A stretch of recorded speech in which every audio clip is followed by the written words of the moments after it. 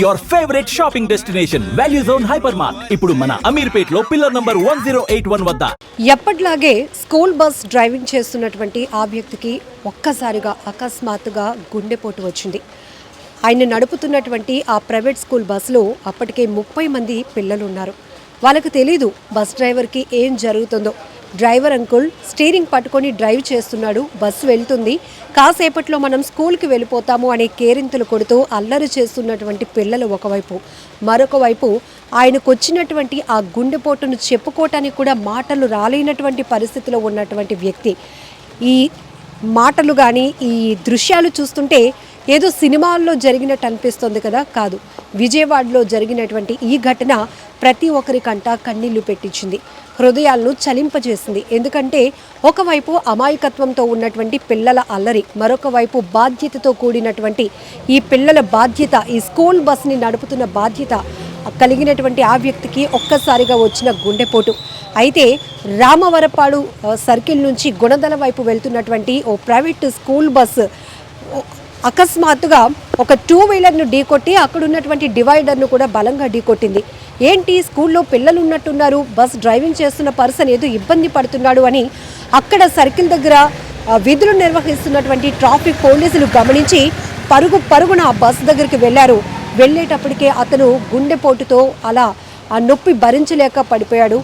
ఇమీడియట్గా అతనికి సిపిఆర్ చేసి హాస్పిటల్కు తరలించడంతో ఆయన ప్రాణాలతో బయటపడ్డాడు. మరొక వైపు చాకచక్యంగా సమయస్ఫూర్తితో వ్యవహరించిన ట్రాఫిక్ పోలీసుల వల్ల పిల్లలకు ఎలాంటి ప్రమాదం లేకుండా పెద్ద ప్రమాదమే తప్పిందని చెప్పుకోవాలి. ఇక్కడ 2 ఘటనలు, ఒకటి తెలిసి తెలియలేని వయసులో ఉన్నటువంటి పిల్లలు, వాళ్ళందరూ కూడా కాసేపట్లో స్కూల్కి వెళ్ళిపోతున్నామేమో అనే ఆలోచన, మరొక వైపు ఒక వ్యక్తి బాధ్యతతో నాకేదైనా సడన్గా జరిగితే ఈ పిల్లలు ఏమైపోతారు, ఆ గుండె నొప్పిని కూడా భరించలేనటువంటి పరిస్థితిలో కూడా అక్కడ బస్సు వేగాన్ని తగ్గించి ఒక డివైడర్ను కూడా ఢీకొట్టారు. ఆ పరిస్థితిలో అసలు ఎలా ఉంటుందో కూడా మనం ఊహించలేం. మనిషి అయితే ఏదో ప్రాణాలతో ఉంటారు కానీ ఏం జరుగుతుందో కూడా తెలుసుకోలేనటువంటి, అసలు కాన్షియస్ లేనటువంటి పరిస్థితి, స్పృహ లేనటువంటి పరిస్థితిలోకి వెళ్ళిపోతుంది.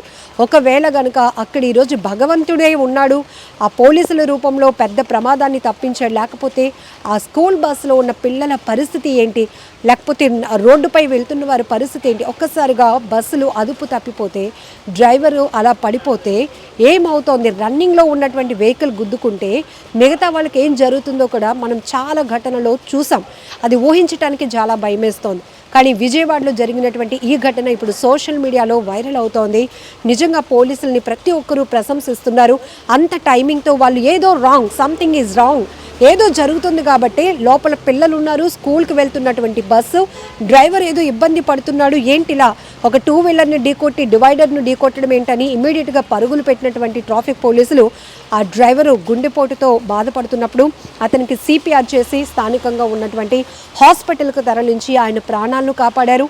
ఇటు స్కూల్ బస్సులో ఉన్న 30 మంది పిల్లల ప్రాణాలను కూడా కాపాడారు. నిజంగా ఈ పోలీసుల సర్వీస్కి మన అందరం కూడా 2 చేతులు జోడించి నమస్కారం చెప్పాల్సిందే.